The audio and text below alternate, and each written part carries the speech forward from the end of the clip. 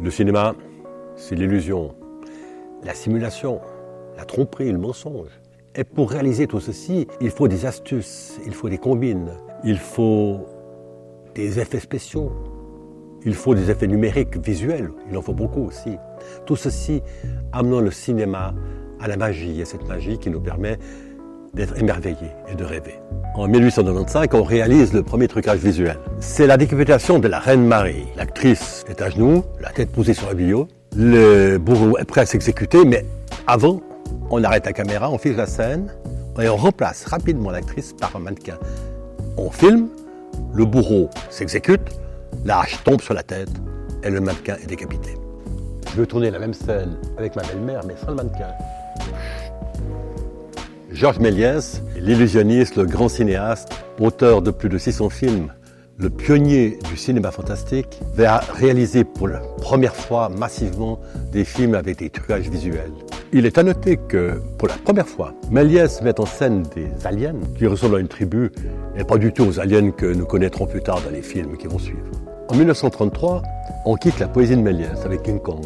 Et dans ce film, on va utiliser deux techniques nouvelles. Le stop motion, qui consiste à prendre en photo une marionnette, à la déplacer légèrement, à prendre une nouvelle photo, à la déplacer, ainsi de suite. Et en faisant défiler les images, on crée l'illusion du mouvement. Et l'autre, c'est les marionnettes articulées, qui vont devenir les pionniers de l'animatronique, c'est-à-dire créatures robotisées, largement utilisées par Spielberg dans E.T. À la même époque, on abandonne les grands décors en 2D qui ne permettent pas la prise d'images en 3D et on recourt massivement à des maquettes sur lesquelles on va incruster des éléments de décor ou des personnages, tels qu'on peut le voir dans Star Wars. À partir de 1950, on utilise massivement l'incrustation sur fond vert. De quoi s'agit-il ? Il s'agit, sur un fond vert, d'effacer les pixels et d'y introduire des éléments de décor. Pourquoi le fond vert ? Parce que moi, je n'ai pas de vert sur moi. Alors que derrière moi, il y a un fond vert que je vais faire disparaître. On peut aussi incruster des éléments sur des personnages. Par exemple, dans Game of Thrones, la princesse Daenerys, la mère des bébés dragons, caresse avec beaucoup d'affection son petit dragon. Ça, c'est après le trucage. Car avant, elle est en train de caresser une espèce de chaussette informe de couleur verte. La puissance des ordinateurs va offrir aux réalisateurs une plus grande liberté créatrice. Exemple, passer d'un visage d'un joli garçon à celui d'un loup-garou, mais de façon très fluide, insensiblement. C'est ce qu'on appelle le morphing.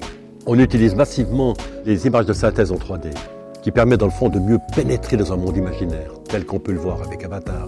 En 1936, Fritz Lang, dans son film Metropolis, a recours à plus de 36 000 figurants. 36 000 figurants, vous vous rendez compte, les problèmes que pose l'organisation d'un tournage, la logistique nécessaire. Mieux que ça, en 1982, Richard Attenborough, dans son film Gandhi, fait appel à plus de 300 000 figurants. Ce sont des indos qui viennent bénévolement parce qu'il est redommage à leur maître vénéré, le Mahatma Gandhi.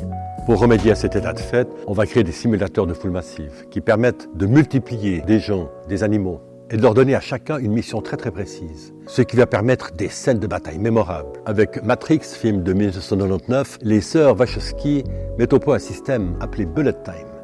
Avec ce système, on pourra avoir une balle, quitter le canon de revolver et puis aller jusque dans la cible. Dans Le Seigneur des Anneaux, il y a un personnage que j'aime beaucoup, c'est le Gollum. Ouais, bon, Gollum, si vous voulez bien. C'est un personnage virtuel qui est créé à partir d'acteurs sur lesquels on a mis des capteurs qui permettent de capter leurs gestes et leurs expressions faciales. Face au progrès prodigieux de l'informatique, qui permet la création d'effets visuels plus décoiffants les uns que les autres, le cinéma ne risque-t-il pas de perdre son authenticité, alors qu'on attend de lui qu'il nous livre émotion et rêverie? Now go!